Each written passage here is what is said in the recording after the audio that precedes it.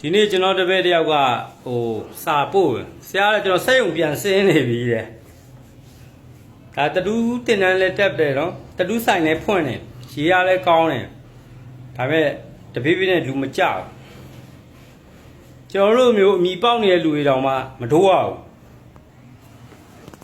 အခုတတူးလောကတွေကိုစိုးဝင်လာတဲ့ညီကိုတွေအများကြီးတွေ့တယ်အများကြီးပဲမြန်မာပြည်မှာတတူးပညာကိုမတက်မနေရဆိုပြီးတော့မြန်တင်နေကြလားမသိဘူးညီလေးတို့ပြောပြမယ်အရင်တော့ကဒီအလောက်ကထားပါတော့ငွေကောင်းတာသိလားအခုဒီဘက်ခေတ်မှာတတူးပညာနဲ့မင်းတို့ရေရှည်ရက်တူကိုဘလို့မှမလွယ်ဘူးတတူးတင်နန်း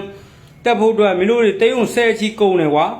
ပြီးရင်ပစ္စည်းတွေရင်းဖို့အတွက်လည်းတိတ်ုံဆဲချီတချို့ဆိုရာချီကုန်တယ်ပြီးရင်ဆိုင်ကန်းငှားကားတွေကလည်း6လကျုပ်တွေတစ်နှစ်ကျုပ်တွေနဲ့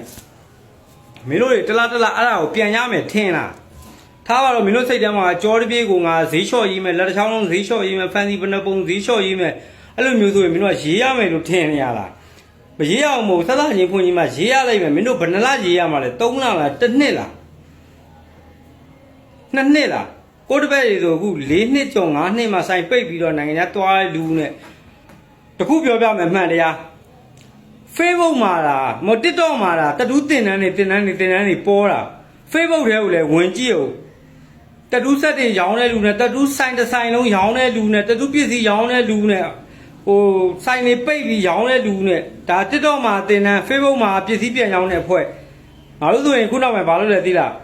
ဆိုင်တွေကတော့မဝယ်ဘူး Facebook ပေါ်တက်ပြီးတော့အဲ့ဒီ group ကပဲရှာဝယ်တော့တာအရန်တန်လို့ဒါတကယ်ပြောပြနေတာနော်တတူးပညာနဲ့မင်းတို့မချမ်းသာတော့ဘူးအရင်တော့လို့ခင်မကောင်းတော့ဘူးဈေးတွေလျှော့ရေးလို့ထိုးရမယ်လေမထင်နဲ့မင်းတို့အခုတတူးတင်တန်းတက်ဖို့30ကြီးဟာကွာ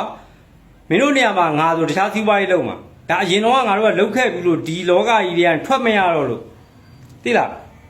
360ရင်းပြီးတော့တတူးတင်တန်းတက်တော့မလား3မိန်းပဲရက်ွက်ထဲမှာ3စီးလောက်ထောင်စားတလားကိုမင်းရလေဝင်ဝင်တက်ယူနေုံပဲဒါမပြောပြတာပါမလုံနဲ့မို့လှုပ်ချင်တဲ့သူတွေလှုပ်လို့ရတယ်မင်းတို့တွေနောက်ကြမှဒီပညာကနေပြန်ပြီးစွန့်ခွာသွားရင်ဘာမှမဟုတ်အချိန်ကြီးကုန်လို့ပြောပြတာပြီးရင်တတူးကလည်းလွယ်နဲ့ငွေရတာမဟုတ်ဘူးငါတို့ဆိုရင်အခုဆိုရင်ဒီဘက်ညာဘက်တက်မှဒီညာဘက်လက်ဆိုအကျော်လုံးဝမဲ့အစင်မပြေတော့ဘူးညာဆိုရင်2ယောက်3ယောက်နေခိုင်းအခုဒီတလားလုံးဆိုငါမရေးနိုင်လို့ငါဆိုင်တပည့်ပဲရေးခိုင်းရတယ်ပြီးမျက်လုံးတွေပါဝါ900ဖြစ်သွားပြီကြောက်ကွက်နဲ့ငါစေးုံတက်ထားရတယ်အဆိုင်ယောဂရှိတယ်အများကြီးပဲပြောရမယ်ဆိုရင်မင်းတို့တွေအတွက်ပြောပြနေတာနော်ရင်းပဲအဲ့ရင်းပဲပတ်စံအောင်တခြားစီးပွားရေးမှာလည်းနည်းနည်းလေးထည့်ဆင်းလာကြည့်သိလားဒီတတူးမှမဟုတ်လူငယ်တိုင်းတတူးကိုလောက်ရမယ်ဆိုတာမဟုတ်ဘူးဝင်မလာစေခြင်းလို့ပြောတာမဟုတ်ဘူးညီလေးကိုကတကယ်ကိုယ့်ရဲ့ရှင်ထဲမှာဖြစ်တဲ့အမှန်တရားကိုဒါဒီနေ့ပြောပြတာမင်းတို့တွေတင်တန်းတက်ရင်တင်တန်းဆရာတွေချမ်းသာတယ်ကိုတို့စီတင်တန်းလာတက်တယ်ကိုတို့ချမ်းသာတယ်နော်ဒါပေမဲ့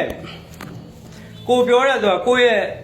ထမင်းလုံးကိုကိုယ်တိုင်ပြန်ပုတ်ချတာဒါပေမဲ့ငါနောက်တက်လာမယ့်ညီကိုတွေ